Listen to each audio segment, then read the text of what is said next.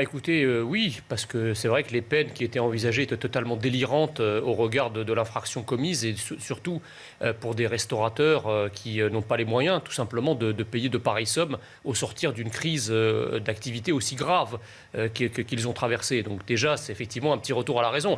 Maintenant, c'est vrai que le gouvernement ne renonce pas non plus au cœur de son projet, à savoir l'instauration de l'obligation d'un pass sanitaire pour aller dans des établissements, dans des lieux publics ou même vivre normalement, c'est-à-dire aller boire un verre, aller au théâtre, etc. Or, je rappelle quand même, et on trouve toutes ces séquences vidéo sur les réseaux sociaux, je rappelle que depuis des mois, plusieurs membres éminents du gouvernement, ainsi que plusieurs députés de la majorité, avaient juré leur grand Dieu que jamais ils ne mettraient en place un pass sanitaire qui interdirait aux gens de vivre normalement et qui créerait de facto une société à deux vitesses. Mais sur le fond, si vous voulez, moi, il y a quelque chose que je ne comprends pas. Et peut-être qu'on aura l'occasion d'en reparler tout à l'heure. C'est qu'au départ, le sanitaire, c'était le taux de tension hospitalière, en réanimation notamment. On va en parler tout à l'heure. Voilà.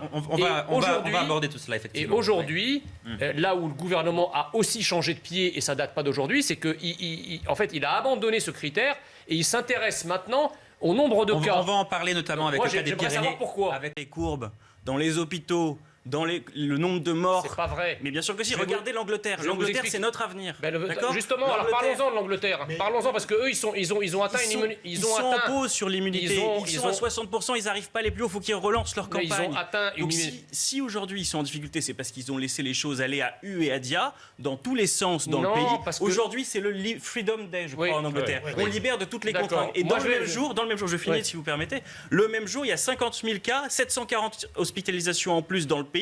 Et vous me dites qu'il n'y a pas de sujet. Non, il y a un sujet. On est obligé de gérer les choses pour protéger la population. C'est une question de sécurité nationale, ne vous en déplaise. Sauf que, la Grande-Bretagne a beaucoup plus vacciné, beaucoup plus rapidement que nous. Donc vous voyez bien que le vaccin ne protège pas. Ça, c'est la première chose. La deuxième chose, c'est qu'il faut arrêter... Le vaccin protège. Bien sûr que le vaccin protège. Le vaccin protège. Attendez, oui, mais enfin, comment expliquer alors qu'un pays qui a atteint une immunité collective, le nombre de cas explose? Non, attendez. Tout le monde. Non, pardon, excusez-moi, Jean Messia. Il faut préciser une chose. Attendez. Le Royaume-Uni n'a pas atteint l'immunité collective. Ça n'est pas vrai. Seulement 60% de la population a reçu les 2 doses. Donc le seuil est beaucoup plus élevé que ça. On est très loin de l'immunité collective. Allez-y, terminez. Ce que je termine, c'est que ce que je veux dire, c'est qu'il faut arrêter de nous raconter des salades. Le Covid, il est effectivement mortel. Il peut être mortel. Il peut atteindre les gens dans de formes graves, mais uniquement les catégories de la population qui ont plus de 65 ans et ou qui ont des comorbidités. C'est-à-dire que si vous avez moins de 50 ans et aucune comorbidité, en fait, vous ne risquez pratiquement rien. C'est pour ça que c'est totalement absurde. Vous êtes moins à risque en tout cas. Mais non, voilà, vous le risquez. Le virus se transmettait, vous êtes au courant. Non mais d'accord, mais c'est-à-dire que d'un individu à l'autre. On va avancer un petit peu, s'il vous plaît, messieurs, et je vais donner la parole à Philippe Bilger, si vous voulez bien terminer. Oui, une vraie politique sanitaire, d'accord, aurait commandé qu'on commence par obliger à vacciner, à la vaccination, les gens qui ont des fragilités ou qui sont vulnérables. Ces populations-là, effectivement, le gouvernement... doivent être obligées. Alors vous allez me dire, oui, mais ça stigmatise, ça crée des inégalités, mais on s'en fout de ça. À partir du moment où c'est une question de sécurité nationale, il faut le faire. Et une fois que ce groupe de personnes est effectivement protégé et immunisé, eh bien les autres peuvent vivre normalement. Ça n'est plus le débat. Soulever un point important, c'est que le curseur du gouvernement, il a changé. Parce qu'il y a encore quelques mois, le curseur, c'était la pression, le nombre d'admissions en réanimation. Aujourd'hui, on est davantage axé sur le nombre de contaminations. Ce sont deux choses extrêmement différentes. Mais c'est tout à fait paradoxal, puisqu'au contraire, on aurait dû maintenir le critère de la tension hospitalière et de la tension en réanimation. Parce que qu'est-ce que ça veut dire de s'intéresser subitement au nombre de cas en amont donc de la tension hospitalière? C'est qu'en fait, on est tout simplement en train de dire que le vaccin n'est pas si efficace que ça, ou en tout cas, il n'a pas l'efficacité qu'on lui donnait. Parce que il faut qu'on m'explique pourquoi, alors même que la cadence de vaccination n'a jamais été aussi élevée, que de plus en plus de Français, aujourd'hui je crois qu'on va arriver sur les 40 millions, bientôt 40 millions de personnes de primo-vaccinés. Comment, dans ces conditions, alors même qu'on nous expliquait que plus on allait vacciner, plus on recouvrirait nos libertés et qu'on reviendrait à la vie d'avant, ce qu'on constate, c'est que plus on vaccine, plus on est en train de nous annoncer des mesures de restriction. Les gens ne comprennent plus. La réponse, elle est simple. Elle est dans la rue. aller dans la rue, les gens n'ont plus les mêmes gestes barrières. Les gens sont vaccinés, mais pas tous. Mais les jeunes ne sont pas vaccinés. C'est pour ça qu'il y a eu 60% de... Monsieur Messia. Mais les jeunes, encore une fois, si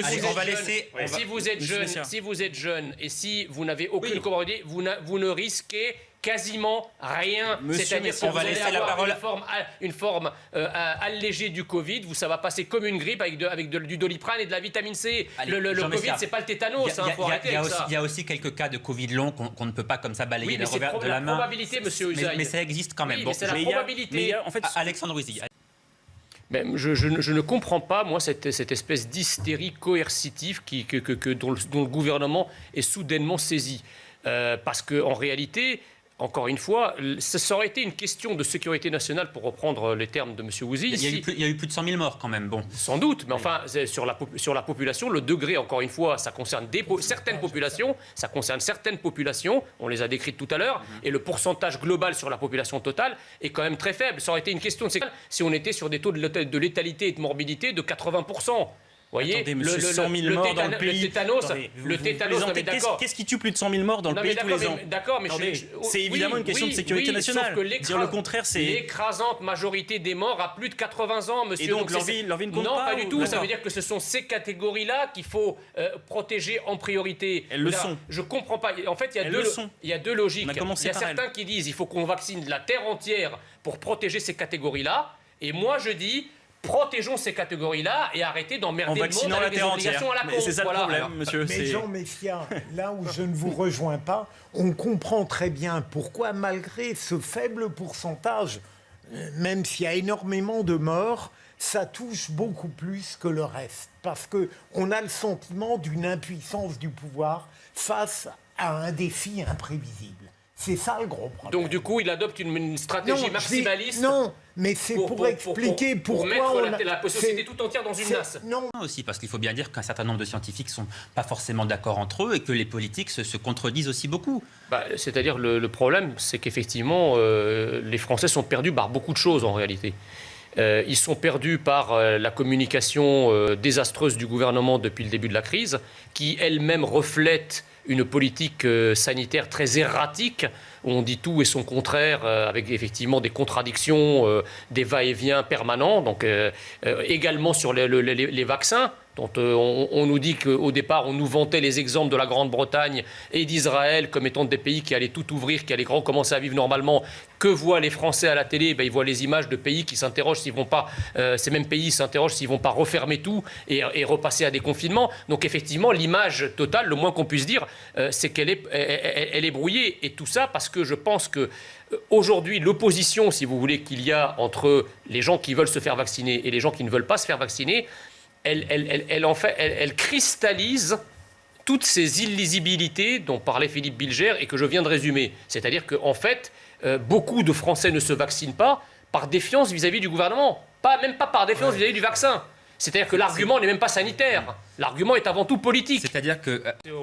Oui, je suis d'accord avec vous. Enfin, si effectivement la police doit contrôler les lois, elle ferait mieux de commencer par les contrôler pour des dangers bien plus graves. Je veux dire, on a un gouvernement aujourd'hui qui déplace des montagnes, qui fait preuve d'un volontarisme coercitif sans précédent probablement dans l'histoire, et qui donc pour aller contrôler un type qui s'en jette un sur une terrasse de café, en revanche, il est infoutu de mettre un djihadiste dans un avion. Alors moi, je veux bien qu'il contrôle les lois, si vous voulez, mais commençons d'abord par contrôler les lois et par faire preuve de crédibilité sur le régalien avant d'aller emmerder le monde pour demander des Ausweis sanitaires à gauche et à droite. Des cas. Si on nous annonce 50 000 cas dans 3 semaines, si les policiers et les gendarmes doivent aller contrôler, peut-être pas quotidiennement, mais au moins une fois par semaine, ces 50 000 personnes, chaque jour, 50 000 contaminations, ils doivent en plus contrôler ceux qui reviennent des pays rouges à l'étranger. Enfin, c'est quasiment infaisable. C'est infaisable. Même en mobilisant l'armée, ça devient un peu infaisable. Non, mais l'assurance maladie peut vous appeler. Vous vous rendez compte de ce que vous êtes en train de dire? Tout ça, on est en train de dire qu'on va créer les conditions de la liberté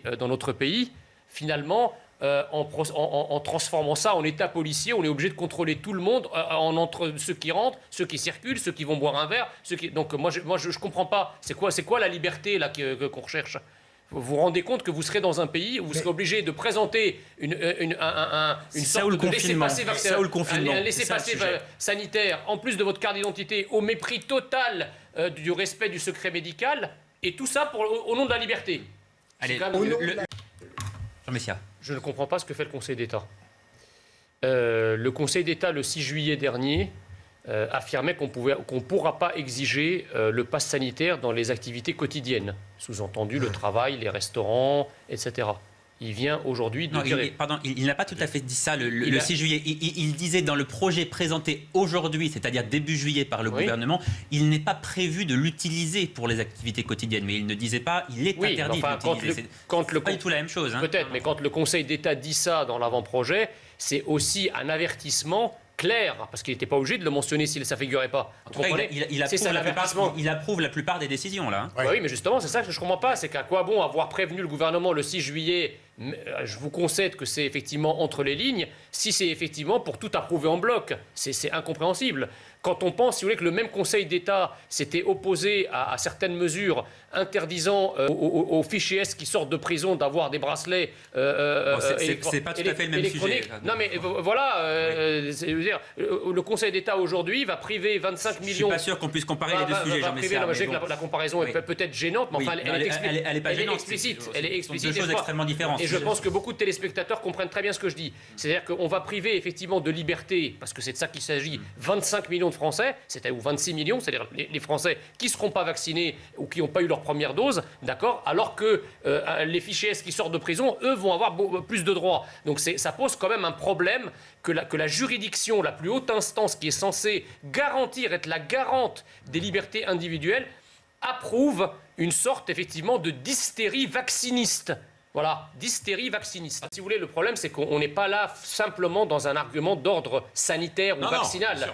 C'est normal, on parle de politique de santé, dans politique de santé ou dans politique sanitaire, ou même dans politique vaccinale, il y a le terme politique. Ah oui. Donc c'est un peu normal que la politique de santé, au même titre que toutes les autres politiques publiques, soit discutée et soit versée au débat démocratique. Ce n'est pas parce que c'est sanitaire que le débat est interdit. D'accord, mais